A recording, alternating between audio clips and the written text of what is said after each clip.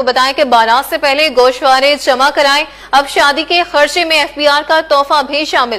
شادیوں پر withholding tax میں 19% اضافہ. خوشی پر بھی کٹوتی. سال 2025 میں شادیوں سے 2 ارب 2 کروڑ روپے ود ہولڈنگ ٹیکس جمع. فائلرز پر 10%، نان فائلرز پر سیدھا 20% ٹیکس. قانون کے تحت شادی ہالز، مارکیز، ہوٹلوں سے ٹیکس وصولی جاری ہے. اشرف خان کی یہ رپورٹ دیکھیے. اب شادی کے خرچے سے پہلے FBR کا تحفہ بھی شامل. بارات سے پہلے انکم ٹیکس گوشوارے جمع کرائیں اور سہولت لیں. مالی سال 25 میں شادیوں پر ود ہولڈنگ ٹیکس میں 19% اضافہ.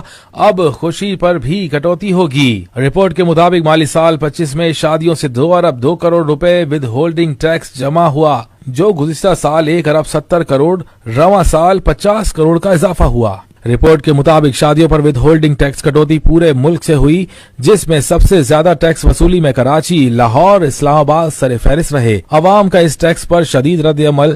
کہا کہ جو ہال ہے اس کو ٹیکس دینا چاہیے، عوام پر بوجھ کیوں.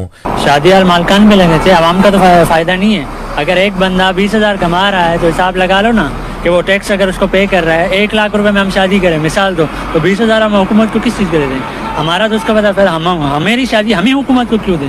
وہ تو شادی ہال سے مالکان سے وصول کرنا چاہیے نا. تو اس سے عوام کو تو ان کو چاہیے ریلیکس. پہلے بھی عوام پسے ہوئے ہیں، عوام کو تو کوئی ریلیف ملنے کا دور دور تک کوئی چانس ہی نہیں ہے. حکومت نے ٹیکس لگا دیا شادی ہال پہ بھی، کیا ہم اپنے بچوں کی شادی بھی نہیں کریں؟ ہمارا یہی مطالبہ ہے کہ شادی ہالز پر ٹیکس لگانا بند کریں، کیونکہ شادی کو جتنا ہو سکے نکاح کو آسان کیا جائے. ہمارا ماننا یہی ہے. مہنگی تقریبات اور سخت نگرانی سے ٹیکس آمدن میں نمایاں اضافہ ہوا.